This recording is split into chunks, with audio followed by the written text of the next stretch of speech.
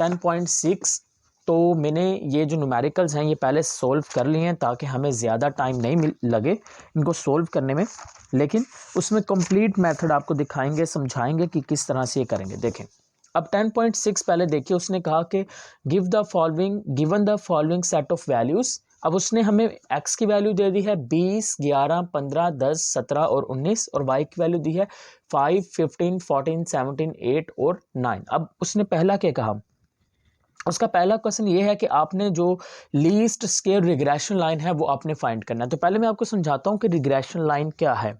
जब हम लोग डेफिनेशंस पढ़ रहे थे वहाँ पर वैसे रिग्रेशन लाइन का जिक्र तो आया था, लेकिन फिर एक बार समझते हैं कि रिग्रेशन लाइन क्या है।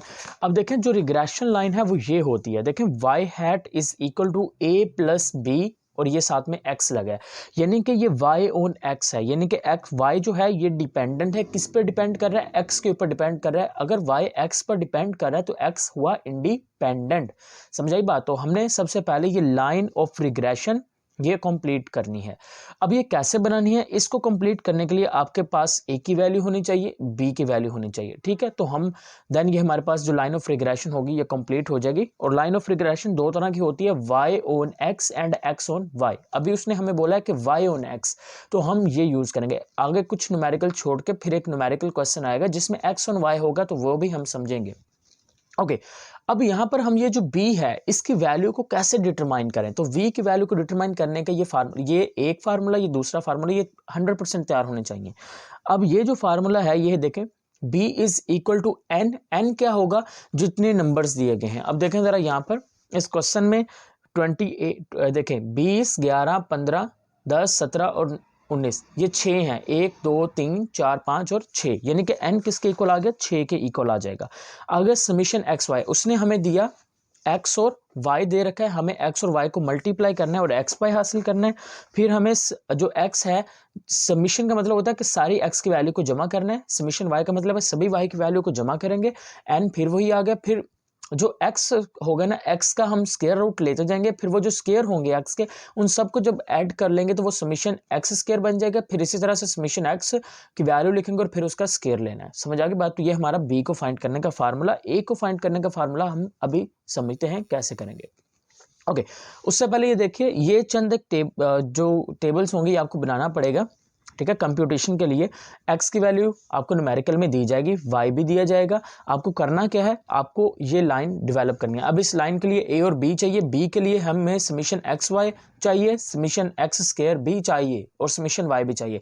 इसी वजह से हम यहाँ पर एक्स स्क्वायर बना रहे हैं, हम एक्स वाई बनाएंगे और वाई स्क्वायर बनाना चाहते हैं। अगर तो क्वेश्चन में ज़रूरी है, कहीं पे पूछा गया तो आप बना लें, अगर नहीं बनाना चाहते तो ना बनाइए, काम की चीज़ बनाइए। जैसा कि एक्स स्क्वायर क्वेश्चन में है, यहाँ पर एक्स स्क्वायर की वैल्यू वो पूछ रहा है, लिखनी पड़ेगी हम यहाँ पे, तो इसी वजह से मैंने एक्स स्क्वायर का टेबल बनाया। एक्स वाई का हमें पूछा गया तो बना लिया, वाई स्क्वायर का मैंने वैसे बनाया था।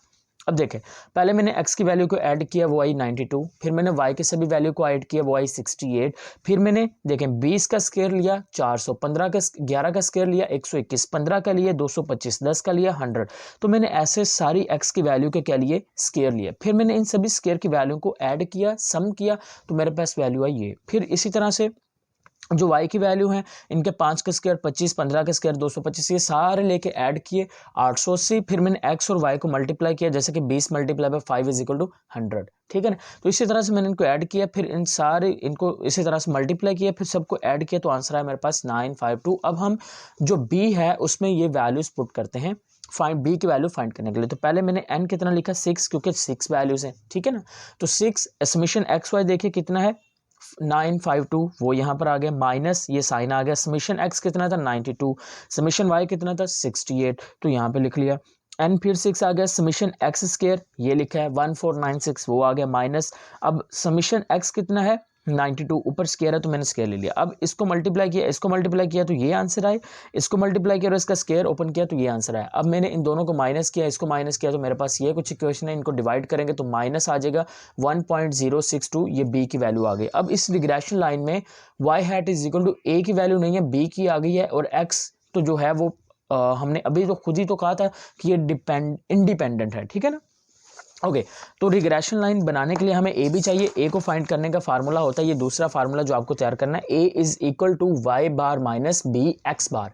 अब यहाँ पर वाई बार का जो फार्मूला ओपन करें तो y bar is equal to summation y over n को क्या नाम देंगे वाई बार, और एक्स बार को नाम देंगे समीशन एक्स ओवर एन का। अब यहाँ पे देखें तो मैंने इनको ओपन कर लिया क्योंकि मेरे पास वाई बार नहीं है, उन्होंने मेरे पास समीशन वाई है तो मैंने समीशन वाई लिखा 68 एन 6 है माइनस बी की वैल्यू अभी मैंने माइनस 1.6062 और समीशन एक्स 92 और एन आ गया 6। इन सारे फैक्टर को सोल्व किया तो 11.33 एंड 16.29 इनको ऐड किया तो मेरे पास ए की वैल्यू आ गई 27.6। और फाइनली मैंने रिग्रेशन लाइन बनाई y hat is equal to 27.6 minus 1.0, ये मेरे पास आ गई रिग्रेशन लाइन। अब यहाँ पर मेरा जो पहला पार्ट है वो हो गया सोल्व।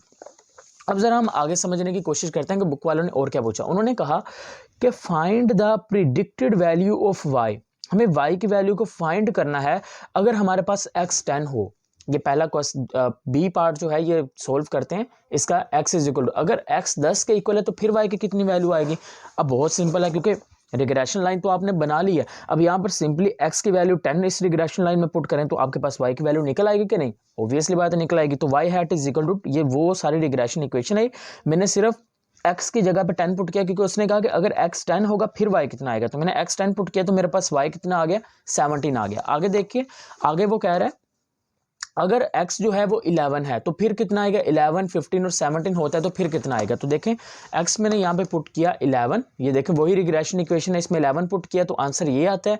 15 पुट करेंगे तो इसको सारे को आप कंप्यूट करें सोल्व करिए ये आंसर आएगा, और 17x पुट करते हैं तो हमारे पास ये आ जाएगा। अब पीछे दो जो हैं 19 और 20 ये मैंने असल में आपके लिए छोड़ दिए, आप इसको खुद सोल्व करिए कि अगर जो है 19 आता है x की वैल्यू 19 अगर रखें तो फिर y की कितनी आएगी, अगर x की वैल्यू 20 रखते हैं फिर y की वैल्यू कितनी आएगी। तो ये हमारे पास बी पोर्शन सोल्व हो चुका है।